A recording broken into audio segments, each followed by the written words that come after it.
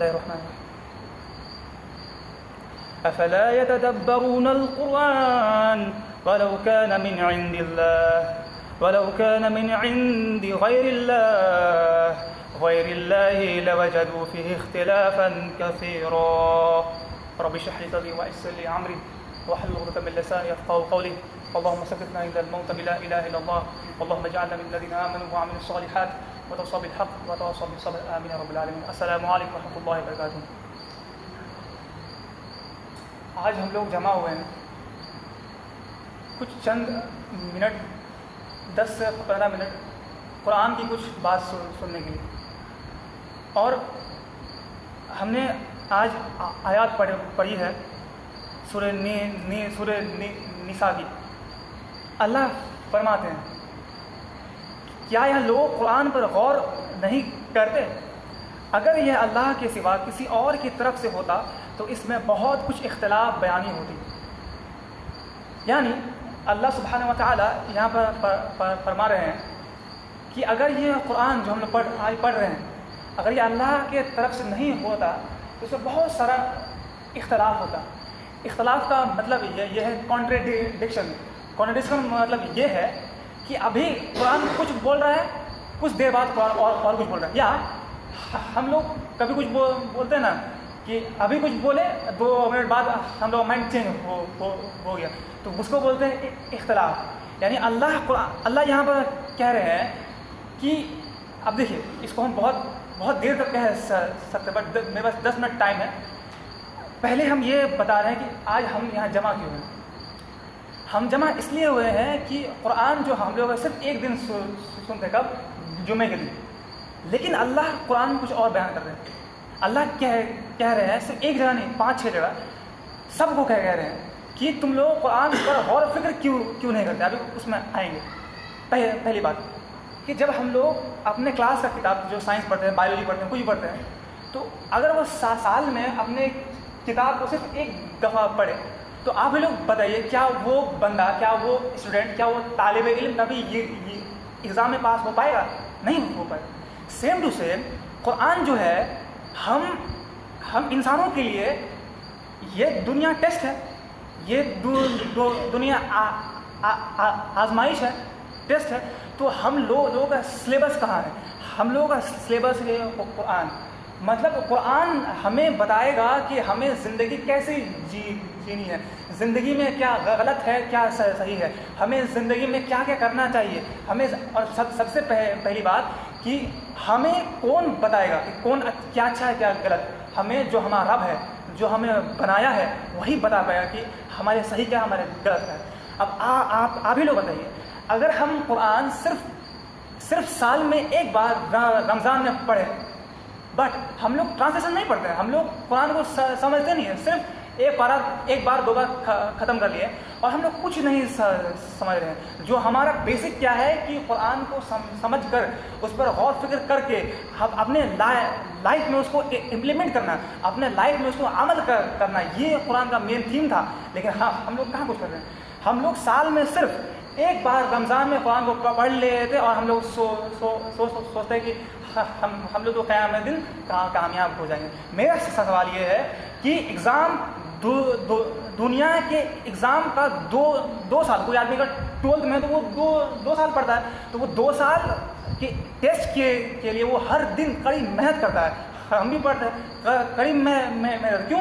کیونکہ ایگزام ہم کو پاس ہونا ہے. لیکن قیامت کے دن جو سب سے بڑا ٹیسٹ ہے, اس سے بڑا ٹیسٹ ہوگا ہی نہیں. اور اللہ قرآن میں فرماتے ہیں یوم یجمعکم لیوم الجمع, یعنی قیامت دن جب انسان کو اللہ سارے انسانوں کو جمع کرے گا, یوم تغابن, وہی دن ہے اصل جیت ہار کا. یعنی قیامت کا دن ہے وہ اصل ہے جیت ہار کا. اللہ کہہ رہے ہیں, یہ ہم نہیں کہہ رہے. تو سوال یہ ہے کہ اللہ نے یہ زندگی کو سنوارنے کے لیے قرآن دیا, تو آپ ہی بتائیے کیا قرآن ہر روز نہیں پڑھا جانا چاہیے؟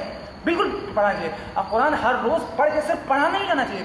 قرآن کو ہر روز اس کو سمجھ کر اس کو غور فکر کرنا چاہیے. اگر ہم لوگ ایسا نہیں کرتے ہیں روز تو کیا ہم لوگ بھٹک جائیں گے. اور اللہ قرآن کو بولتے ہیں یہ قرآن ایک ذکر ہے, ایک ریمائنڈر ہے. یعنی انسان کو ریمائنڈر کب چاہیے؟ ہم لوگ فون میں الارم سیٹ کیوں کرتے ہیں, ہم لوگ بھول جاتے ہیں, ہے نا. تو سیم اللہ نے انسان کو بنایا ہے, انسان بھولتا ہے. اللہ کو خود کہتے ہیں انسان بھولتا ہے, انسان کمزور ہے, انسان بے صبر ہے. لیکن اللہ کہتے ہیں کہ انسان کو اللہ نے بنایا کہ بھولنے والا ہے. اسی لیے اللہ نے یہ قرآن اتارا ہے ایز اے ریمائنڈر کہ اگر انسان بھول جائے تو انسان اگر بھول جائے کیا صحیح ہے کیا غلط, تو وہ جب انسان اللہ کی کتاب کو ہر روز پڑھے گا, ہر روز اس کا غور فکر کرے گا, تب اس کو پتا رہے گا کہ ہاں میرا اصل کام کیا ہے. اکثر لوگ ایسا ہوتے ہیں کہ قرآن کو